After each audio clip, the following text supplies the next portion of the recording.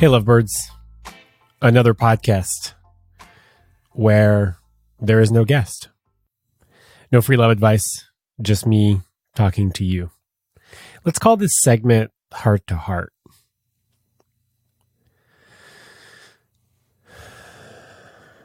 And let's talk about needs, which I've talked about before. And there really isn't too much that we can say about needs because all your needs are valid. Every single one of them.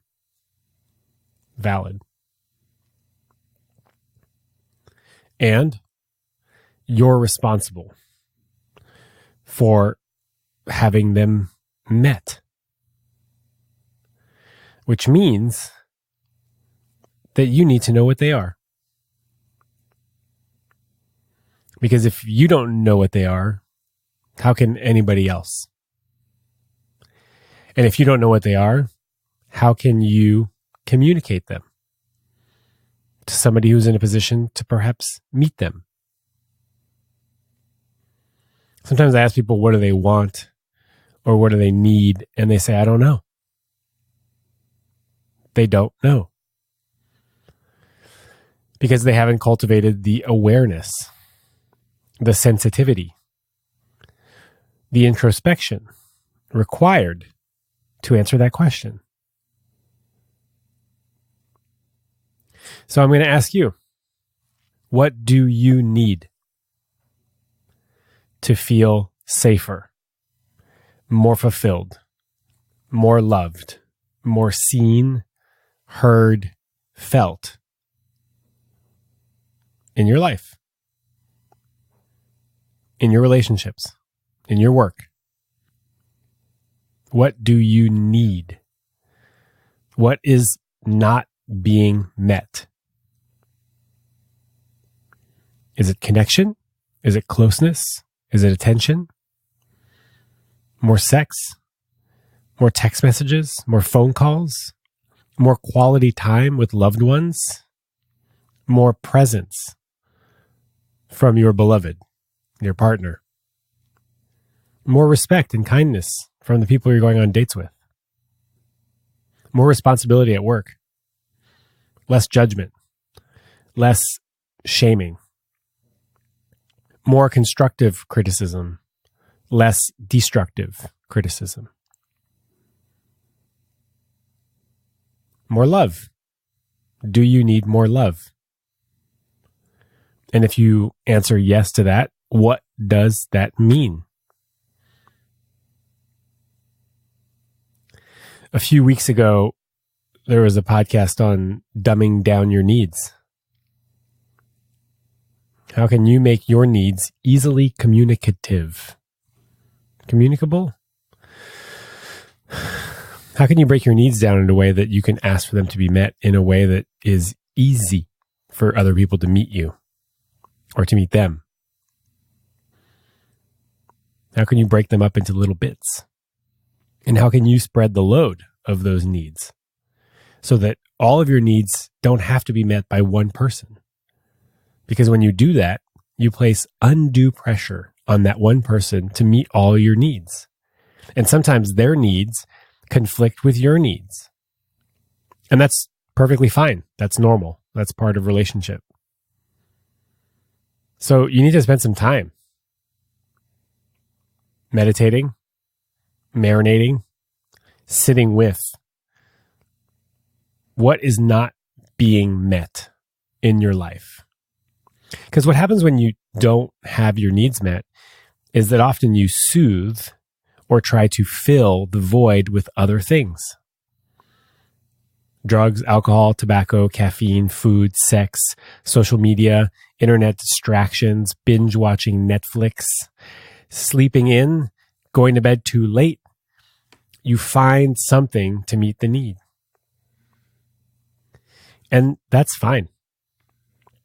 Sometimes the best we can do is eat pizza and ice cream when we're feeling really sad or depressed or grieving.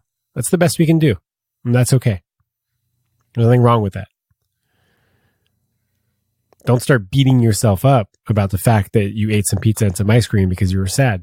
Just accept the fact that you are trying to meet a need with pizza and ice cream that really can't be met with pizza and ice cream.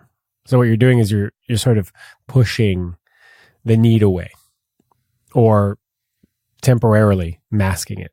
And that's okay. It's part of being human. It really is. What are your needs? Once you've identified your needs, it's time to start figuring out ways of getting them met. How can people meet your needs? Or how can you meet your needs? It's time to start asking for what you need and what you want. It's time to start advocating for your needs and your desires. Because if you don't advocate for yourself, who will? Nobody. Because nobody knows what you need and what's going on inside. Because guess what? Your needs change all the time. So you can tell one person, this is what I need, and that might be true that one time. And it might be true for months, and then it might cease to be true.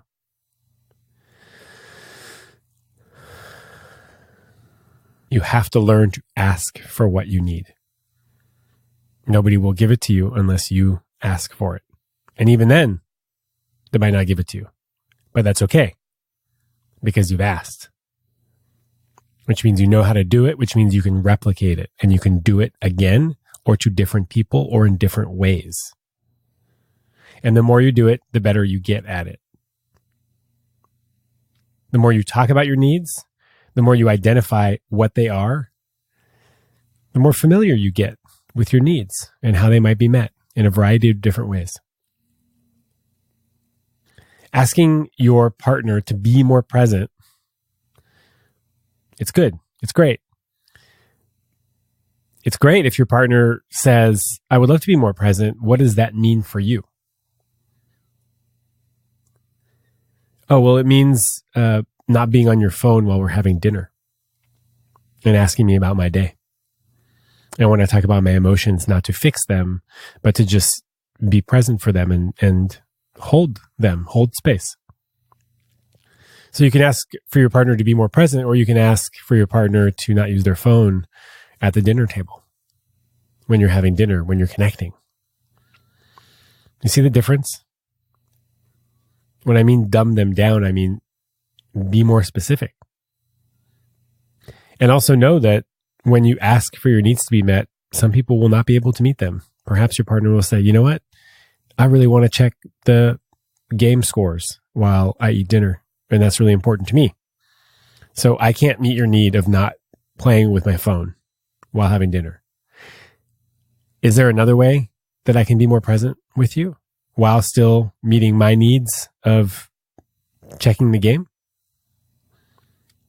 I'm guessing that's something that people do. I don't know. I don't watch sports, but I'm guessing people that watch sports want to check the game, if not watch the game. And it's important to recognize that someone saying no to your needs does not mean they're saying no to you. They're just saying no to this particular request. You know, in this example, to not play on their phone. They're saying no. They're not saying, no, I don't like you. No, I don't respect you. They're just saying that that's not a need that I can meet. And it's okay. Then you have more information. You get to decide how important this is for you. Maybe it's very important and it becomes a deal breaker. And you have some more conversations about it. And if nothing changes, then you can make a decision as to whether this is a kind of relationship that you want to continue to be in and to co-create and to invest in. I can't tell you whether that's a yes or a no. But I can tell you that you need to learn and to find the courage required to have these conversations. To get curious about your needs, to find a variety of ways of having them met, and to ask for them to be met.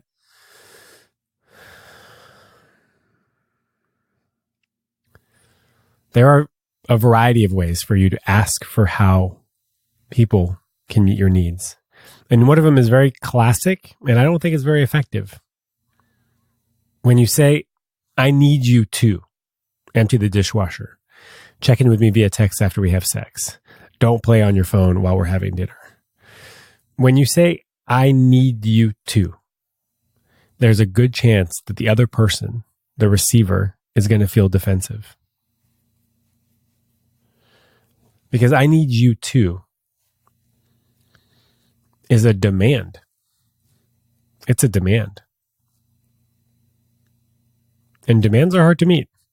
They back people into a corner. And people don't like to be backed into corners. I like to say, I would love it if. It'd make me so happy if. I'd feel so much more connected if you took out the trash. You didn't play on your phone. You texted me after we have sex. I'd love it if you texted me after we have sex to check in. It would make me feel so much more connected to you. I already feel connected, but I would feel even more connected. I'd love it if you didn't play on your phone while we had dinner. I'd be able to enjoy your presence because your presence really means a lot to me. I'd love it if,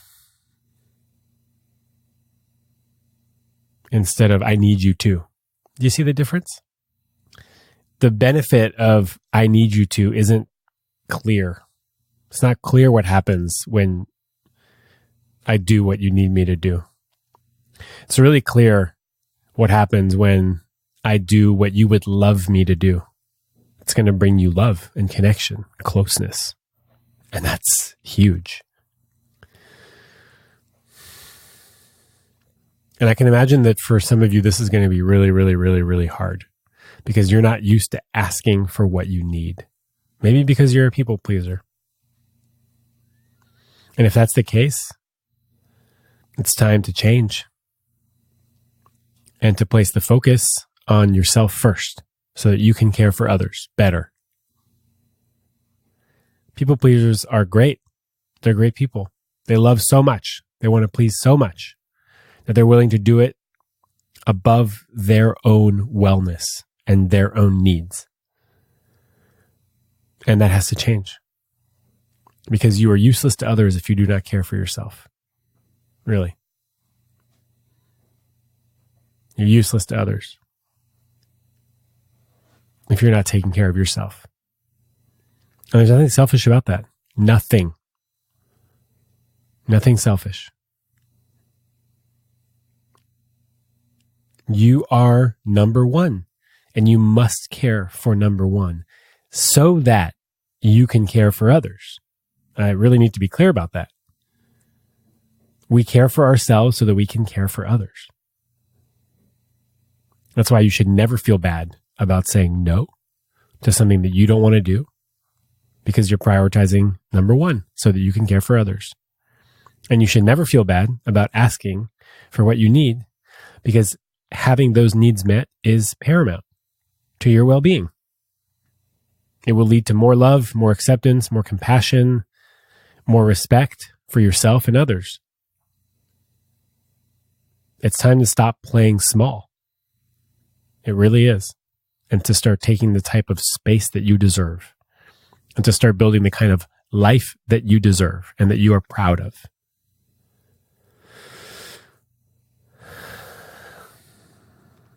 And that starts with your needs and your desires. Start with the needs. The needs have to be met. Once the needs are met, then you can start playing with your desires. What do I really want? What would really bring me to the next level? How can I be even more fulfilled in this sex life, in this love life, in my work life? Get the needs sorted out first. Then work on the desires. The invitation is to dare, to take whatever baby step you need to take to make this happen. Whether it's talking to a friend, or to your partner, or to the person that you're dating, or to your boss, and sharing with them a need that's being unmet, that could easily be met. I would love it if I could do this. You could do this. It would bring me so much blank. Joy, happiness, fulfillment. Speaking of needs, if you're in Montreal or around Montreal in February, I'm doing a whole conference on this. I've been invited to an event called the Magic Moon. It's a 4 or 5 hour self-development meditation event. And I will spend an hour talking about the importance of needs. And we're going to go through a 4-step process on how to identify and ask for and deal with the rejection around needs. So if you're in Montreal, February 23rd, Magic Moon, c'est en français. Pour tout le monde qui parle français, ça va être en français. And it's going to be my first live event of that size. So 100 to 200 people. And I'm a little scared and very excited.